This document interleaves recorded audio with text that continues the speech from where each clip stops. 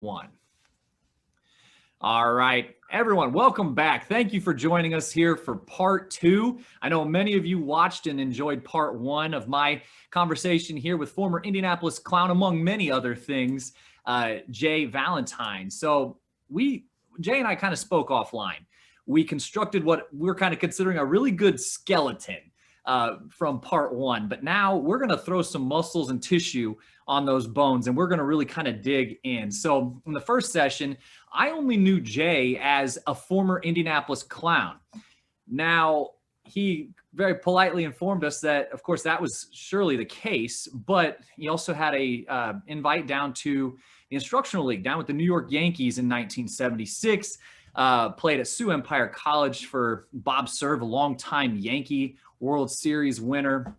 And so that was all a very, I don't want to say pleasant surprise, but it really was. And so I really want to dig into that a bit more now that we have a little bit more time. So Jay, I appreciate your time. How you doing tonight? I'm doing well, thanks. Good. You ready to do this, pal? Yeah, good to see you. Good to see you. Again. All right. So something that I don't think we discussed near enough in part one was your days suiting up at Sioux Empire College in Harworton, Iowa, playing for the former Yankee Bob Cerv.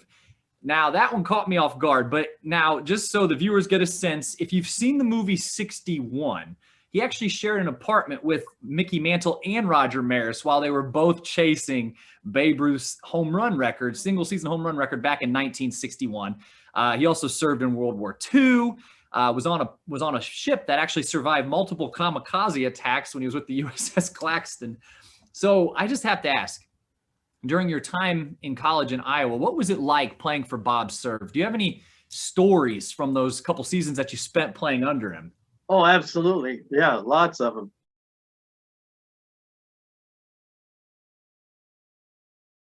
Starting with, because I played for him for 2 years at, Sioux Empire Community College. He was a tough, very, very tough manager, coach,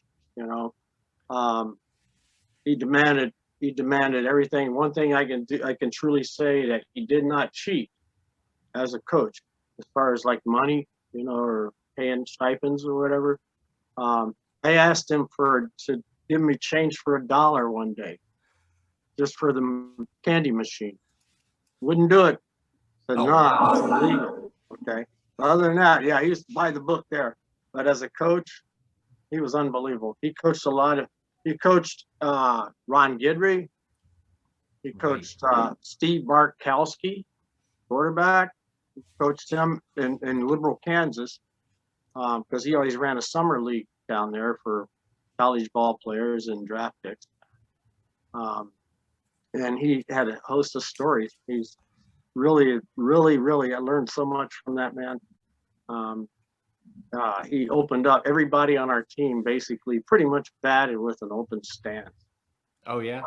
Yeah, open stance, because he said you can see the ball, and you'll be able to pick it up if it's fastball. The thing is just reading the laces on the ball. Right. Where there's times where you'd have like balls that were marked back then. They were marked with certain numbers. And when you're throwing them at them, you got to call out the number that you're hitting the ball. You can see the ball. If you can see that number on the ball, then you see it. Yeah, absolutely. So, and things like that. I'm sorry. Oh no, Jay. I'm sorry. Finish. No, I was just going to say, other than that, he was just a demanding coach. He was a perfectionist, and when he got mad at you, if you miss a sign, whether it's deliberately, because myself, and then the following year, one of my other, the next recruit came in, because I played center field, and they're going to now move me to left because this kid's coming in from Des Moines, Iowa, and he's a friend of mine. And Bob said, "Hey, you got to take this kid under your wing, because he's never been away from mama." And and I don't know if I can I'll drop his name because he'll watch this tonight. But yeah, Bellevue Kennerly. He's in Sioux Falls, South Dakota. Okay. I played college ball with him basically for two years, you know. Well, and I'm sorry, what was the name again? Belvy Kennerly. Awesome. Yeah. Awesome. Heavy legs like Robert Newhouse, like a running back for Dallas Cowboys back then. Oh yeah. His thunder thighs, man. He couldn't pick his feet up, but he run like 4.240s, you know. That's not all He would bad. scoot. He was a scooter. He could scoot. And Bob Cerv would say, "Run, Belvy, run," you know. But we got tired of bunting all the time because he always wanted us to bunt. And yeah, we were good bunters. So I learned how to be a good bunter.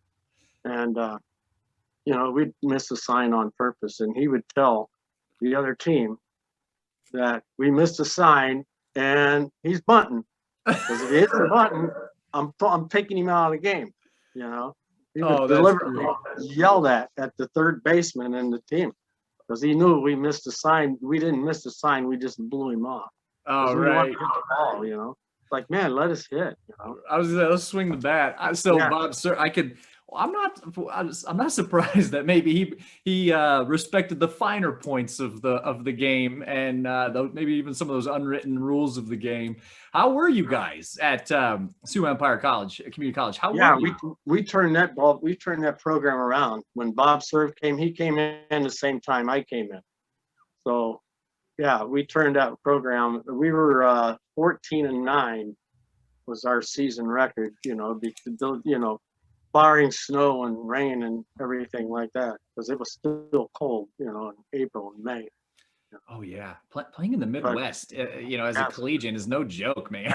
I hate that weather. I mean, like now, I mean, you probably just got the snow that we had, right? Oh yeah, I mean, we've got probably, well, it felt like 15 inches when I was shoveling off my driveway yesterday, but I think we ended up with about 9 or 10. Told so many stories, you know, and they're all true, but. He seems like a stand-up guy. He wouldn't tell you, he wouldn't spin a yarn to you. Yeah. I mean, he would. When he wanted you to listen, he'd always and he had those big, thick, heavy hands, and he would always you know, stand beside you and hit you in the chest. Hey, you know, listen, you know, and he'd tell you a story, you know, and he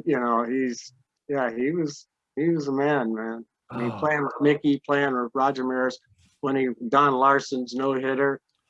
You know, Don Larson was drunk and he didn't make it to the ballpark. They went to go get him back to the hotel, and they threw him in the shower, got him up, and they found out that Casey Stengel put the ball in his shoe, because that's what he would do when he wouldn't announce starting pitchers. He said, when you get to the ballpark, there's a ball in your shoe, you're throwing. You know, and that's how Don Larson threw his no-hitter. And I thought, golly, maybe he was served divorce papers or something in the general vicinity of that. I mean, and he goes out and he has one of the most memorable postseason performance. And that was Bob won. That was the 55 World 56. 55. Well, yeah, he was there. Now he's got 9 World Series rings. He had one for just about every kid. I think he has 9 or 10 kids. I saw that. My goodness, man! I gotta tell you, I'm the second oldest of 10 myself, and so I got a soft spot for those big. Wow. Oh yeah, Northern Indiana, man, Catholic brood. You know, that's all there is to. Up in Northern Indiana, that if you have a family that size, folks ask you, so are you Amish or are you Catholic? Right. So I was in the latter. All right, so. Anyways, I appreciate that. It's always good to hear about Bob Cerv, and that just caught me off guard. And there's so much more about him, but you know, I have time. Well, I don't know how people would look at this, and you know, guys that I know would reminisce if I name drop them. Well, let's see. Well, let's do that. Well, who is? You got any stories from some of your old college teammates? Any old buddies? Throw it out there for us. Oh yeah. Like I said, I have Belvy Kennerly and his brother James. James was a pitcher. He came up a year later. He threw fastballs. He was a football player too, and you know, was a D-back and ran back punts and kicks. But he couldn't see. He was blind as a bat. You know, his pitching. Later on in the years, after he's done with baseball, now he can see. You know. But back then, they say, hey, we tell guys, hey, James can't see, man. he can't fit, he can't see you, so you might get hit. The guys would kind of be intimidated. Oh gosh. But yeah, I mean, I played with, like I said, Steve Boss, Richard Hutchinson, and those are guys that I played with. They came from the Iowa Community College. I forget, I know it was like Southwest or whatever, Southwest Community College. But Clarinda, we played against the Clarinda A's. They were one of the top junior college teams in the country back then. They looked like the Kansas City Royals.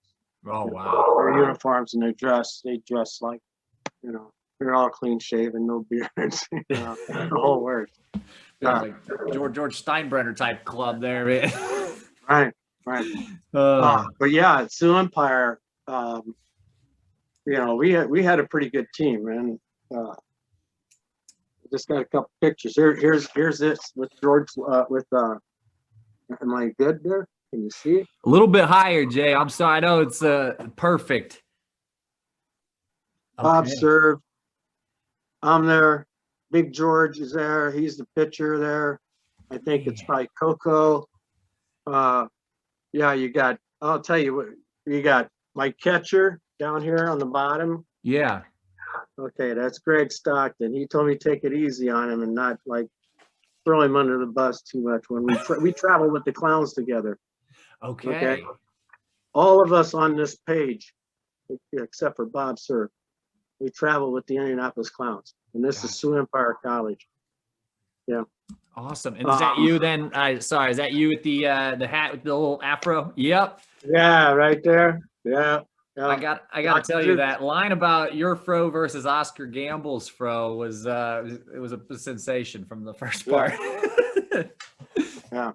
Man, that's just awesome. Real quick, and here, this one here, I'm going down the line. I'm taking this opposite pitch. Right there. Yeah. See it? Yep. Man. That album got like stuck in some water in my basement or something. Man, that's too cool. That's all about me. Other than that, we can proceed. Well, no, that's great. I think that's such a. I wanted to just dovetail back to it, Jay, because it just seems so critical to the story, and absolutely. And so I wanted to make sure we gave it some justice. So you got time. I got time. Well, let's proceed just briefly. Same era, of course, but I thought I was adequately prepared in part one, but I did a bit more research. So, and did a fairly deep dive on that first year that you were with the Clowns. So, that 77 season. So it would have been the same year as your first year at Sioux Empire, if memory serves. But your first year with the team, and they're 48th in existence. So yes. I did the whole list of the places I could find that you went, but here's a short list for you.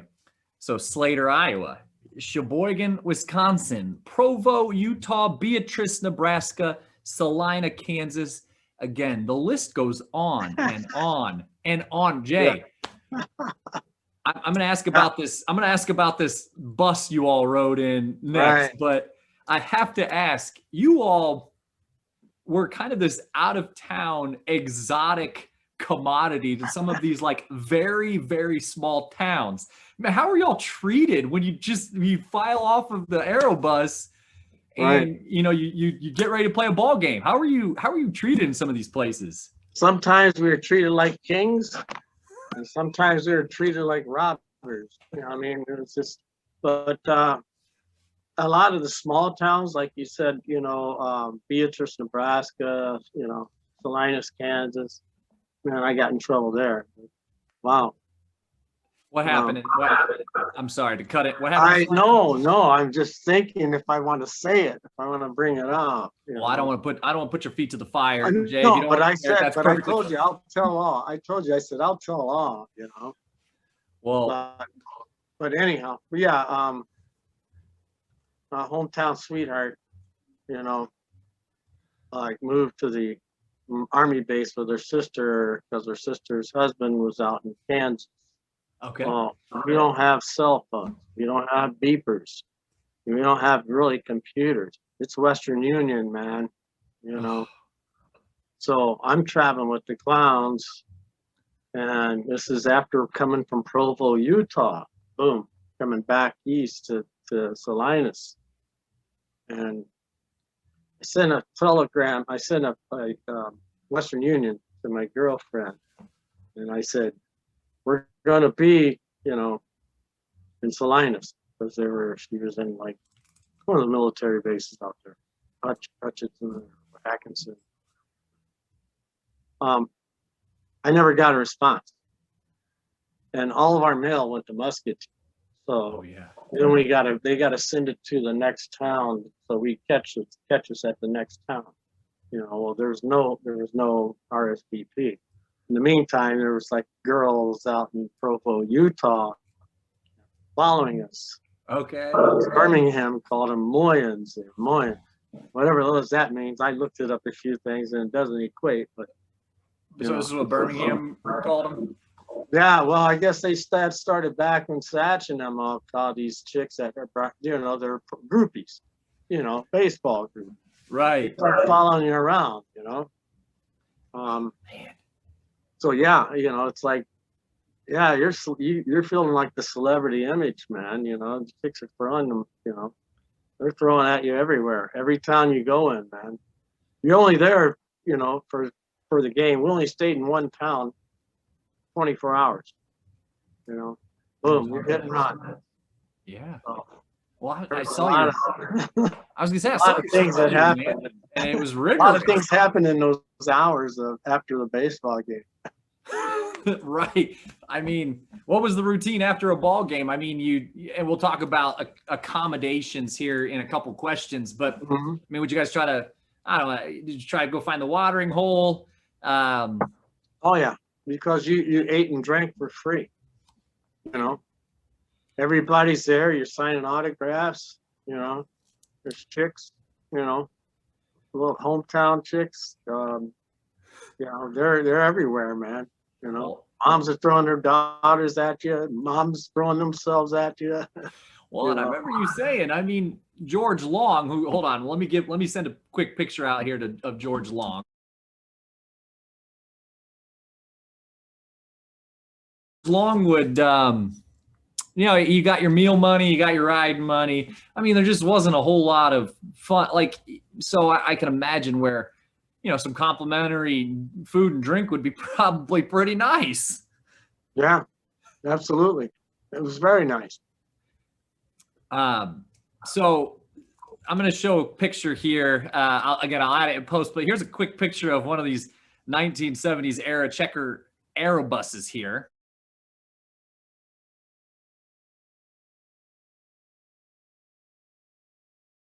So what would you guys, I mean, again, you guys crisscrossed all over the country in this thing. And what would you do to pass the time? I mean, like, surely, man, you talked each other out. What else would you do? Oh man. Well, some slept, you know. Other than that, man, you know, you're driving or you're drinking, you know. I mean, if you're sitting back, because like I said, Coco, who was our second baseman, right? He played, I don't know, 3-4 years with the Clowns, and he was kind of like the driver, you know. When he got tired, you know, it's like, okay, yeah, he'd give up the wheel, but it was hard for him to give up the wheel, you know. But yeah, I drove some miles, but and that thing would break down, and I remember we were heading back to, like, we were in Iowa. We were pretty close to Muscatine at the time, but the rear tire, literally passed us up in a ball of fire. It flew off the car, and here it goes out into this field, this cornfield. It's on fire, and and then we all jump out of the car, and right where the hub is on the wheel, the rear wheel, it's burning, and there's a tire out in the field that's burning. You know? I mean, we had to so many breakdowns, but you know, that thing had probably 300,000 miles on it when I literally was behind the wheel. Oh my gosh. I mean, that's just, was there like, it only had like 6 digits on the odometer. You maxed out the odometer. Yeah, it said like 50,000 miles. Nah, it's like 300. I was gonna say the thing just stopped working. It just the odometer quit. So I mean, I just imagine. I mean, did you sing harmonica? Like I just can't imagine. I remember family vacations, and that was like 10, 12 hours, man. And that was we just bust balls, and whoever's awake, we just bust their balls.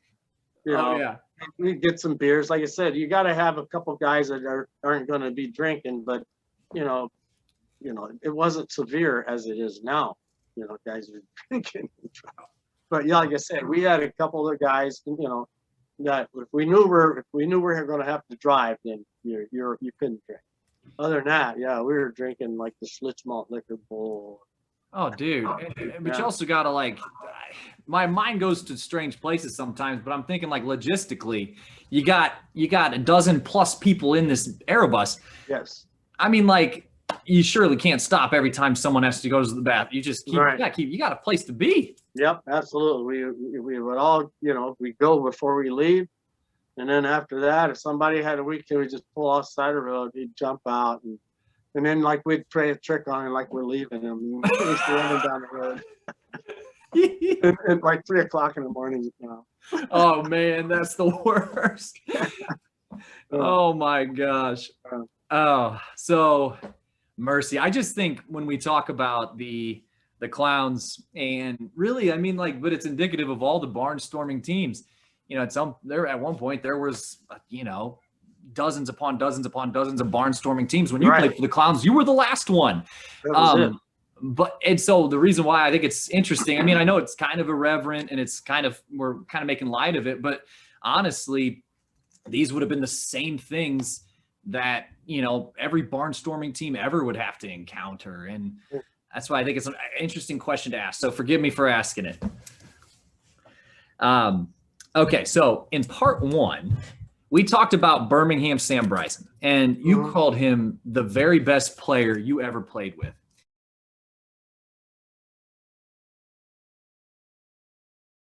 Yes. Now, I tracked down this interview he gave in 1970 to one of the papers, but he gave like this really, what I thought was this incredibly authentic account of what it was like to be a clown. And when he says, quote, "It gets to be a grind. We get tired after traveling all day, and then we get to some place that doesn't have the full facilities that ball players need. The parks might not have hot showers, or we might have to go get dressed at a high school because they don't have a locker room at the park."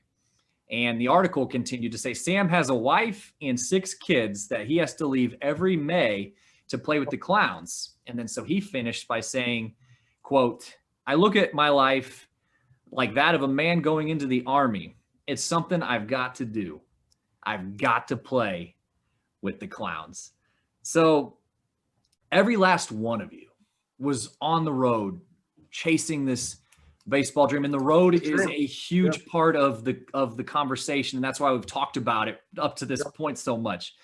But what were the highs and lows of playing for the Indianapolis Clowns? Well, the lows, I'll speak of the lows, and that would be like once we traveled like to 5 different cities in 5 different days, and we were rained out every day. We get there, it's canceled, rained out. They want to try to make it up, but you got to pay more because we're not bobtailing back. Right. George Long saying, he's like, hey, you guys, I'm gonna make you guys come home. Yeah, because he's like, man, 5 days they playing, and there's gas and there's food, and well, there's the riding money. We're gonna get the riding money, $2 extra. $2 a day. Beats the hotel, let alone the vehicle might break down, But yeah, he was, you do 5 days without playing ball, and that happened one time, and it wasn't good. He wanted rain or shine. He didn't care if we were playing in mud, but you know, we don't have a home base other than Muscatine. We play there one time. That's against the Red Sox. Yeah, That's that we're on the road, you know. man. So, but yeah, that was the high, that was the lows, you know, the expenses, and you know, he still pretty much, you know, held his bargain. I mean, he'd pay, you know, but he was hoping that you guys had some money in your pocket, because it's, you know, had to wire it to us, you know. Right. You got to wire the money, and but yeah, I mean the highs, it's just going around and just beating everybody, you know, that you play. I mean, 60%, you know, 65% of teams you play, you're gonna beat them. We took on all comers. I don't care if they're minor league teams or junior legion teams or whatever. You know, if you want to play us, we're gonna play. Yeah. You know, but you know, basically, we're gonna pretty much play the game with 7 ball players, because Birmingham or Bobo are gonna be out messing around with people. But when they play, they play. Right. You know? But yeah. Oh, yeah. I found hold on, I'm gonna put yeah, I guess that's a good point. I mean, you had to be kind of on your toes, because the Clowns, I mean, in order to survive, you had to bring that entertainment value, of course, and of course, good play. And we talked about the paddle boat routine, the rowboat routine last session, but so goodness, I mean, and I can only imagine, just to go back, not to go back to the lows here, Jay, but for a barnstorming baseball team traveling to Hell's Half Acre, through Hell's Half Acre, not being able to play for 5 consecutive days due to weather, that I bet you that was probably pretty tense. Oh yeah, for us, because we, you know, there could come a time where George Long says, "Hey, pack it up and come on home. I'm sending you all home." Yeah. You know, and we're out to play 70 games. You know, we play 70 games every summer, 3 months, 28 states. You know, man. Yeah. And were there a lot of guys on the team who were kind of just hoping that, you know, maybe there'd be somebody in the stands who, you know, somebody, you know, to kind of get noticed? I mean, I imagine, I mean, that's what you're playing for. You're playing to your chasing. Yeah, I was one of them. I mean, yeah. I was in the act, but I'm still, you know, I'm still pretty young. And so, I mean, at that point in time, it's like, you know, I'll play ball, and I end up playing ball up till I was 30, you know. The last time I played in a fast pitch baseball game, I was 30 years old. Man, that's impressive. And that was playing against guys that were college, you know, they're playing at, you know, Eastern Michigan, in the Roy Hobbs League. Goodness. Well, in part 1 and in our offline messages, you kind of mentioned in passing about playing in the 70s and in the late 70s. Of course, this is still a time when, you know, a lot of the public schools were still working on integration, and just a completely different era. Well, I mean, in some respects, it's still the same in some ways, but it's still a completely different era of American history. Yes, it is.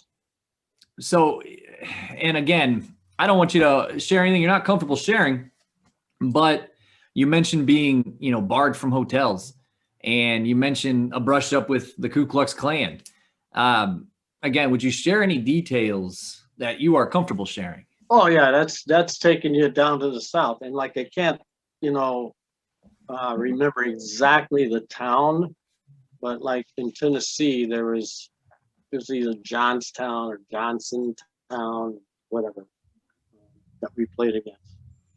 And yeah, I think we actually played them maybe 2 games, that a doubleheader.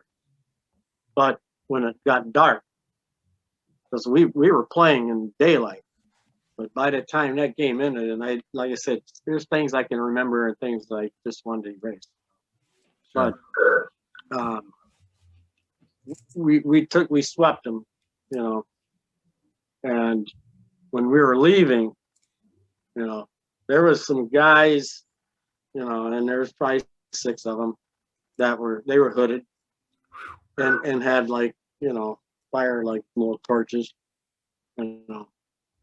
but they didn't like come to us or anything, but they were there as we were leaving the ballpark, which was kind of an uneasy, just like, oh, here, oh boy, here we go, here we go. But these were the same guys that were heckling during the game. Okay. So.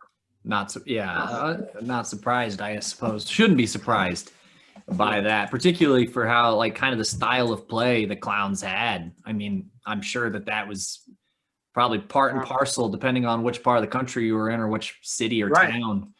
That's the kind of response that you might fully come to expect. What about? I mean, did you ever find? You mentioned like the hotel situation. You guys sometimes, I mean, heck, you guys sometimes didn't even stay in a hotel, obviously. Right. So what was what would you say the percentage of times when you guys are driving, you guys would actually kind of find accommodations or would you just kind of shack out in the van or the bus? Yeah, we're probably 60% that we got a hotel or a motel. Nice. Mainly motels, but yeah, it was probably about 60%. They were cheap. I mean, well, he get us like 3 rooms. You just gotta pack it in. But now if you bring some chick back to the room, man, you gotta like go to one of the other guys' rooms and hang out. George Long, why am I not surprised? Did you get you 3 rooms and you see, fellas, this is where we're staying. I don't know if I showed you this one the last time. Oh my! Some popcorn. He's leaning up against the car. Just he only changed the clothes. I was gonna say taking a break from the green apples. Oh yeah. What a dude. George Long. Oh my goodness. Yeah. I was able to. I found some articles of him in the mid '90s, so it was pretty much when he was 90 plus years old, and gosh, that guy, if he could have lived to have been 100, I think he would have spent his last breaths managing those Red Sox. I don't remember how old he was when he passed. Do you know how old he was when he passed? So I think. Oh shoot, I wrote it down. I don't recall him passing.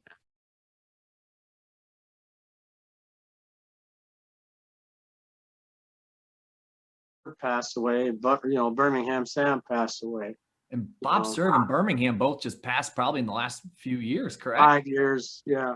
About 5. Birmingham's probably 3. Bob Cerv's probably 5.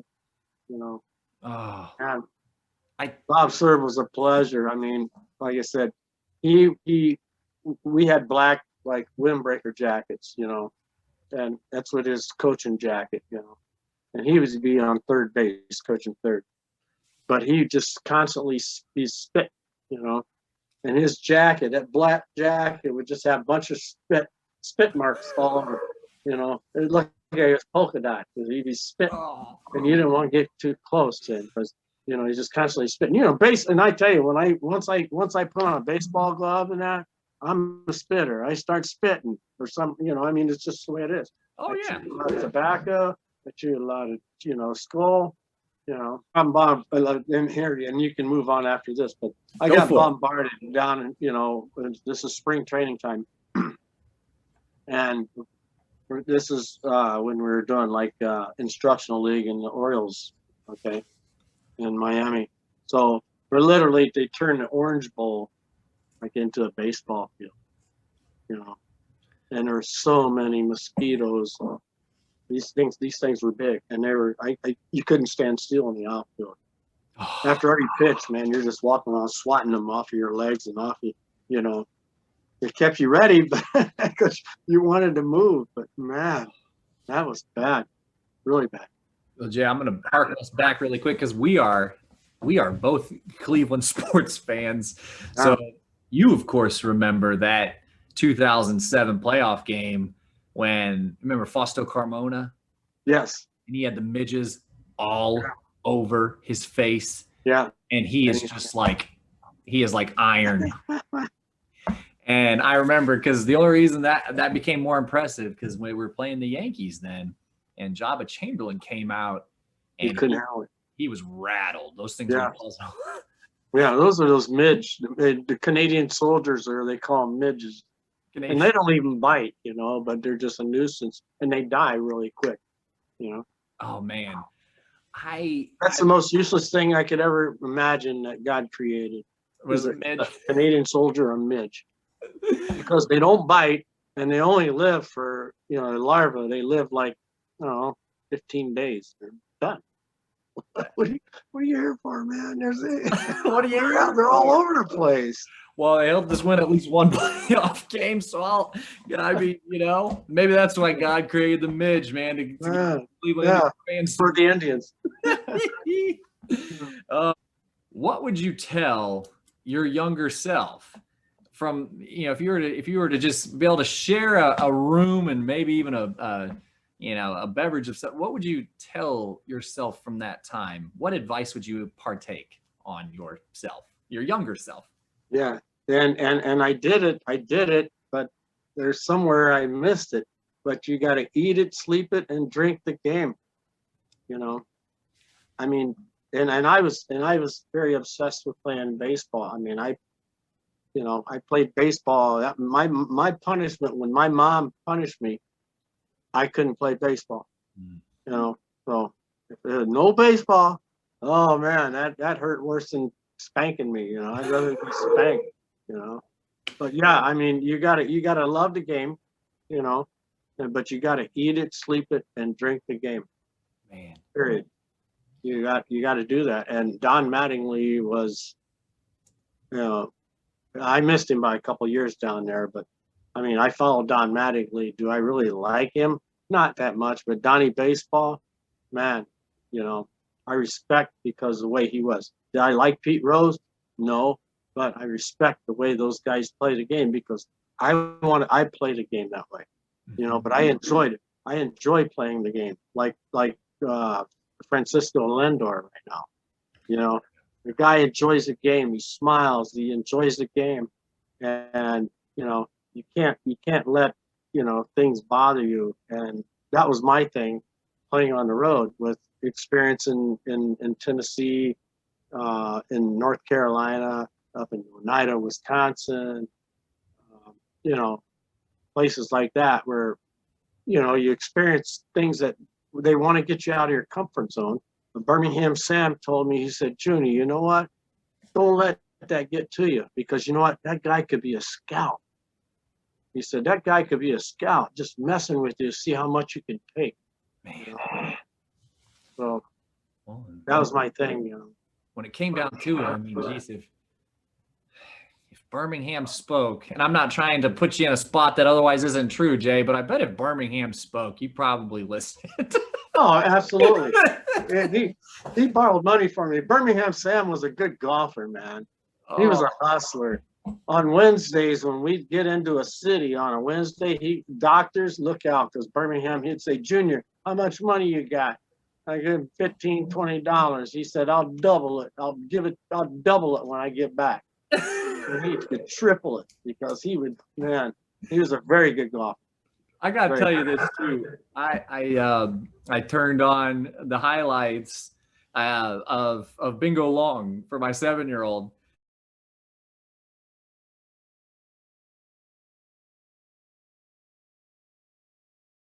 And I started telling him, when Billy D gets out there on the mound and he's asking the crowd, who wants to see my invite pitch? And they all are chanting. And then you see Birmingham's hands there. Yeah. And I pause it. I'm like, Grayson. Yeah. Those hands are not his. Those hands. He's gripping the ball, Yeah. And you could tell that those weren't Billy D. You could just tell. They weren't Billy D's. Birmingham Sam's, their hands were darker too. But, yeah. Oh yeah. But yeah. But when James Earl Jones takes him yard. Oh, that's right. He got his hat backwards. Oh yeah, absolutely.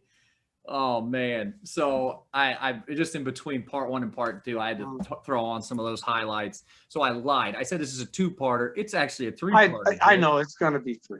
And I'm good with that, dude. I'm good. So, I mean, again, there aren't a lot of people who love baseball and try to make it a career, try to make it a livelihood, who can say they played in dozens upon dozens of states, sometimes for a handful of people, sometimes for thousands of people. I mean, like, you really run the gamut. And I think that is just so amazingly cool. What, and again, for the last of the barnstorming teams, and that's just one piece. That's the piece that drew me in, Jay. But like, man, now that I realized that I was kind of looking through the keyhole, but the whole door is still there. But what would you like? What would you like your baseball playing legacy to be? Yeah, I do have a hustle award. You know, I did hustle. You know, because of my position in baseball. You know, I was. You know, they call me Wheels, but to me, I didn't think I was that fast. You know, in high school or in grade school, because and there was guys that faster in Oberlin. There was guys that were faster than me, man. You know, but it's all about how you do it when you go 90 feet, 90 feet, 90 feet. You know, you cut that bag off and you know, just getting the jump on the ball. But, you know, that's the thing. I mean, yeah, I run 4.4 speeds, you know, I've done 4.40s, and that's fast, you know, but I don't consider myself fast because I didn't think I have a lot of top end speed, you know, I was out of the box. I mean, I beat you 30, 40 yards, you know. Oh yeah. And after that, you know, I could be in trouble. Well, at least that's the way I felt about it. 60. I mean, yeah, going from home to second though, I got that. Yeah. You know? Oh yeah. Well, and if you didn't get second on the hit or the walk, you just steal it. Yeah. I'm gonna steal 2 bases. If you walk me, I'm taking 2 bases on you. And that's a fact, man. You know. That's great. No, that's great. And you know, it's like interesting. There's speed, then there's game speed. I think was it Jerry Rice who ran like a 4.6, 4.7, 40, and you're just like.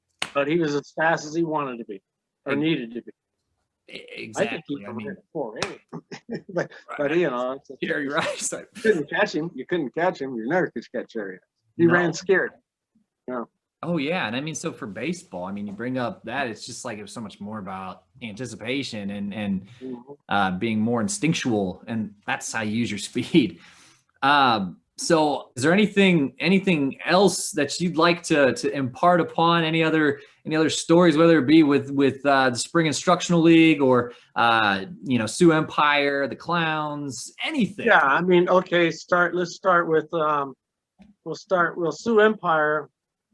I think I pretty much covered it. I mean, you know, we again, I was always going into programs that were like down. They weren't really programs, but you know, when I go from, you know, from high school, 1 year of high school, go down to instructional league where you got scouts telling you what to do, you know, and half the scouts haven't even played the freaking game. That's you true. know, they're just looking at your 60 speed, you know, you know, I mean, they teach different techniques, like Cincinnati Reds, Gene Bennett. He didn't believe in like the crow hop, okay? So he believed in when you field the ball on the outfield, you know, you're just kind of like crossing your feet, okay? Which you can trip over them if you're not very agile, okay? But that's what he believed, that, you know, you're cross your feet, you know, where most coaches, you know, you go out and go to the ball and you're crow hop, you know, boom. Use some of your stored force, you know, it's Right. Momentum. My thing was that, I mean, and I love to coach too, you know, because like I said, I can coach base running. I can coach basketball, football, baseball, and mainly like base running and bunting and how to field a ball, because I didn't have a strong arm, but I got rid of it. It was accurate. Yeah. I threw boys out, man, you know. I mean, after a while, and everybody want to run on me because I'm lanky and I'm skinny, you know. Yeah, go ahead and run. And I find out. Because the thing is, you know, I wasn't one that you know, to catch the ball over here and then come across the body and get rid of it. I mean, all my stuff is here, boom, you know. So I'm already set up, and I'm just, by the time my release is quicker, and they can get off the bag to tag up, you know. and all it is one hop, bam, they're there. You know, I don't have to have a whole lot of, I just time them, man. I didn't have to have a whole lot of speed on the ball. And I think that's what I admire most about baseball is you can still be, to this day, the best baseball player in the Major League Baseball, and you can be an average sized person. Baseball is so much more technical, and using the gifts that you have, and you got to work really hard to sharpen those. I was a late bloomer, you know. That's how I consider myself a late bloomer. But one thing I could say was really funny was in Grand Junction, Colorado. Out with the Clowns. Yeah, the light air out in Colorado. Yeah. So Grand Junction, yeah, you're up there, elevation. Oh yeah. First batter of the game. It's a line drive right out the center field, and I'm coming in on, and it's like, oops, you know, man, that light air, and that ball landed at the base of the fence, and I was like, you know, thinking I'm gonna come in and make a sliding catch, you know. And then the next guy, probably like the third guy after that, hits a fly ball, and I'm la-di-da back, and it's like, man, that light air. I mean, I got it twice. I got burned twice in Grand Junction. Other than that, once I got used to it, I was okay. But those two, that's the worst blunders I've ever had in my game. Oh, that is funny. I mean, it was funny, but I was just like, man, I knew the elevation, you know. But, I really thought you were gonna say, man, I slapped one down the third baseline. I turned to go to second base, turned second, third, and I like passed out because the air. You know, that air is tricky, man. Yeah. That, you know, that really didn't bother me, but yeah, it was just hitting the ball, you know. And you know, it's like, I mean, like I said, I hit a few home runs, probably 6 or 7 with the Clowns. But the light air out there, you know, I hit like a routine fly ball, and it went to the fence. He caught it, but my guy tagged and came home. There you go. I think I was 0 for 3 with an RBI, and that was Valentine, you know. And then this box score says Valentine. Well, that makes sense, Jay, because when I was on one of the Center for Negro League Baseball research, they had the 77 or the 78 roster, and it was Valentine. So I assumed, because otherwise they are very, very astute over there at the center. I'm like, I bet you someone probably put his name wrong in a box. Well, there was several of the guys, like Marty Kubernis was like, I don't even know how to pronounce what they put his name. There's like 3 people, man, you know, that put you know, their names are like wrong. And I mean, we never saw the papers because we're moving. We're constantly moving. We never see a paper. Oh, I bet not. I mean, like you wouldn't. Yeah, you'd be out of the zip. Yeah, I'd be surprised at whatever the box scores were back then, because the only one I saw was the Grand Junction one, and one in Minot, North Dakota. You know, other than that, that's about pretty much it. I mean, you were hoofing. On the open road. We did play some good baseball down in it was in South Carolina, and it was all black team, and it was in like freaking cornfields. I mean, the outfield was like lumpy as whatever.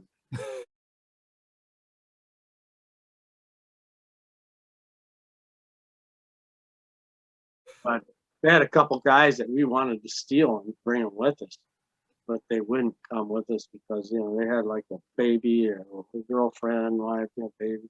But these guys they were like, there was 2 of them on this team that was called Jason. I remember the team was called Jason, but they had 2 guys that were probably 6'2", 6'3", about 190 pounds that just did like pull cock a ball. And they're fast, you know. And they could run down stuff in the outfield on those cornfields. And we wanted to take them with us. They wouldn't. Yeah. They couldn't leave their families. Well, we've had a few guys that we've done that. You know, everywhere we'd go, we've played against a guy and he turned us out. You know, we'd say, hey, you know, you want to come and travel with us, you know. And we've had guys that travel, or we pick them up, you know, in that town, and they'll pitch for us, you know, because you get arms that are worn out, man. And I wasn't a pitcher, so you had Birmingham, Sam Bobo, and a couple other guys that pitched. You know, Big George. Big George was he was like J.R. Richards, man. Oh yeah. I was about to say, if you picked up another guy on the way, man, did George Long send someone packing or what? Here's one of our team pictures. Raise it up a little bit, Jay. Oh, there we go. Birmingham's in the middle. Yep. You can find me. I think. Well, I was gonna say I'm pointing to you on my screen. I can I can see you there. Right here. Oh yeah. Yeah.